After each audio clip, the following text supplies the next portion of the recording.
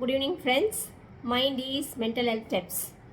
அப்போ லாஸ்ட் வீடியோவில் மெரிட்டல் டிஸ்ஹார்மனியில் என்ன பார்த்தோம் அப்படின்னு சொன்னால் இஷ்யூஸ் பற்றி பேசணும். இப்போ அந்த இஷ்யூஸ் காமனாக இப்போ ஒரு ஹஸ்பண்ட் ஒய்ஃப்குள்ளார ஒருத்தர் எப்படி ப்ளேம் பண்ணிக்கிறாங்கன்றதை பற்றி பார்த்தோம் இல்லைங்களா. இப்போ காமனாக எல்லாருக்கும் வரக்கூடிய இஷ்யூஸ் என்ன அப்படின்னு சொல்லி பார்த்தீங்கன்னா செவரல் ரீசன்ஸ் இருக்குது. ஸோ அதை பற்றி டீட்டெயிலாக பார்க்க போகிறோம். ஸோ வீடியோக்குள்ளே போகிறதுக்கு முன்னாடி வீடியோ லைக் பண்ணுங்கள், ஷேர் பண்ணுங்கள், சப்ஸ்கிரைப் பண்ணுங்கள், மறக்காமல் பெல் ஐக்கானை கிளிக் பண்ணுங்கள். அப்போ தான் நான் போடுற வீடியோ உங்களுக்கு உடனுக்குடன் கிடைக்கும். வாங்க வீடியோக்குள்ளே போகலாம். ஓகே, இந்த காமனாக வரக்கூடிய இஷ்யூஸ் இன் மெரிட்டல் டிஸ்ஹார்மனி அப்படின்னு சொல்லி பார்த்தீங்கன்னா, இப்போ ஒருத்தருக்கு ஆர்குமெண்ட் வரக்கூடிய விஷயங்கள் பார்த்தீங்கன்னா ரெண்டு பேருக்குள்ள ஒரு விஷயங்கள் வந்து ஒன்று வந்து ஃபினான்ஸ். இப்போ இந்த ஃபினான்ஸ் எப்படி ஆகிடும்னு சொன்னால், மேரேஜ்ன்றது வந்து அரேஞ்சாக இருக்கலாம், இல்லைன்னா through they might take a choice and getting married அந்த மாதிரியும் இருக்கலாம். இப்போ அந்த மாதிரி இருக்க மேரேஜஸில் என்ன ஆகுது அப்படின்னு சொன்னால், ஹூ ஹஸ் டு மென்ட் மணி.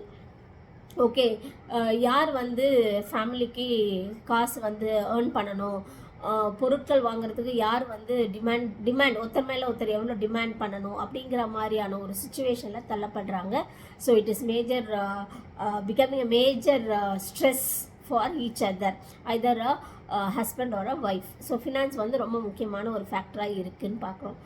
ரெண்டாவது வந்து பார்த்திங்கன்னா, இட் இஸ் பிகாஸ் ஆஃப் அவங்களுடைய செக்ஸ் அண்ட் இன்டிமசி. இப்போ செக்ஸ் அண்ட் இன்டிமசி அப்படிங்கிறது வந்துட்டு தே டிசைட் தட் ஒரு இன்டிமேட் ரிலேஷன்ஷிப் வந்ததுன்னா ரொம்ப ரெஸ்பான்சிபிலிட்டி அதிகமாகிடும், வை டு ஹேவ் அப்படிங்கிற மாதிரியான ஒரு ஒரு ஒரு டிஸ்டர்ப்டு ஃபீல் வந்து தே டெவலப் ரெண்டு பேருக்குள்ளேயும். ஸோ அந்த டிஸ்டர்ப்டு ஃபீல் எப்படி ஆகிடுதுன்னா, they don't have a intimate ரிலேஷன்ஷிப்பை. அந்த ரிலேஷன்ஷிப் வந்துட்டு தே கெட் டிவியேட்டட் அப்படின்னு சொல்லலாம். அவங்க வந்து அந்த ரெண்டு பேரும் ஒருத்தர் சார்ந்து ஒருத்தர் வாழக்கூடிய அந்த பக்குவத்துலேருந்து மீண்டும் வெளியில் போயிடுறதுனால அவங்களால அந்த ஒரு செக்ஷுவல் லைஃபோ இல்லை அந்த இன்டிமேட் ரிலேஷன்ஷிப்போ அவங்களால மேற்கொள்ள முடியாதனால வரக்கூடிய டிஸ்ஹார்மோனியஸை பார்க்கலாம்.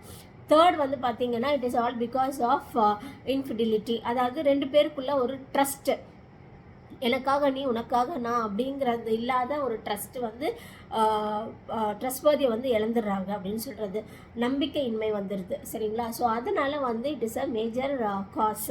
அதுவுமே ஒரு முக்கிய காரணமாக வந்து இந்த டிஸ்ஹார்மனியில் பார்க்கலாம். இன்னொன்று வந்து பார்த்திங்கன்னா கம்யூனிகேஷன். இப்போ கம்யூனிகேஷன் போது தே டோன்ட் டாக். தனக்கு தான் என்ன நினைக்கிறோம் அப்படிங்கிறத they don't talk, they don't went. அப்போது அந்த கிளாரிட்டி ஆஃப் ரெஸ்பான்சிபிலிட்டிஸ் பேசினா தான் பிரச்சனை சால்வ் ஆகும். இங்கே பேசிக்கவே மாட்டாங்க. அது பேசி என்ன ஆக போகுது அப்படிங்கிற ஒரு தாட்டுக்குள்ளே போயிடுறதுனாலையும் மேஜர் ரிஸ்க் ஃபேக்டர்ஸ் ஃபார் ஒரு மிகப்பெரிய இஷ்யூவாக வந்து டிஸ்ஹார்மனியில் பார்க்கலாம் கம்யூனிகேஷனை. அடுத்து பார்த்தீங்கன்னா division of roles and responsibilities. இப்போ அந்த டிவிஷன் ஆஃப் ரோல்ஸ் அண்ட் ரெஸ்பான்சிபிலிட்டிஸ்ன்னு பார்க்கும்போது, இப்போ அவங்களுக்கு ரோல்ஸ் அண்ட் ரெஸ்பான்சிபிலிட்டி மேரேஜுக்கு முன்னாடி வரைக்கும் எதுவுமே இல்லாமல் இருக்கும். திடீர்னு மேரேஜ் ஆனதுக்கப்புறம் ஹம்டி நம்பர் ஆஃப் நிறைய responsibilities roles they have to take part. So அந்த மாதிரி எடுக்கும்போது அவங்களுக்கு வந்து ஒரு they don't know what to two.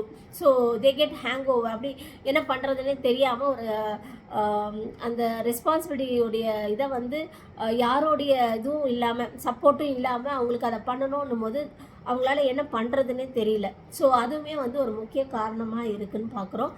அடுத்து வந்து பார்த்திங்கன்னா பேரண்டிங்.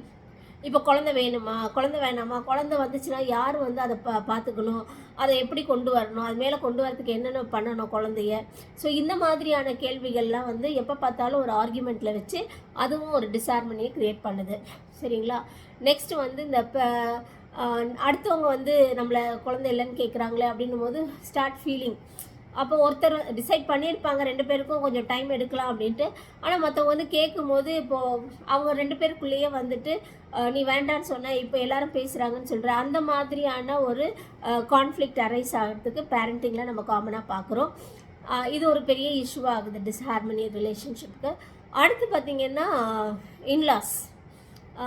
நம்ம சொந்த பந்தங்களால் வரக்கூடிய பிரச்சனைகள் பார்த்திங்கன்னா, இப்போது ஒரு வீட்டுக்கு வராங்க அப்படின்னா, வந்தாங்கன்னா சந்தோஷமாக இருந்துட்டு போகணும்னு இல்லாமல் அங்கே எதனா ஒரு கான்ஃப்ளிக்ட் அரைஸ் பண்ணிட்டு போயிடுது.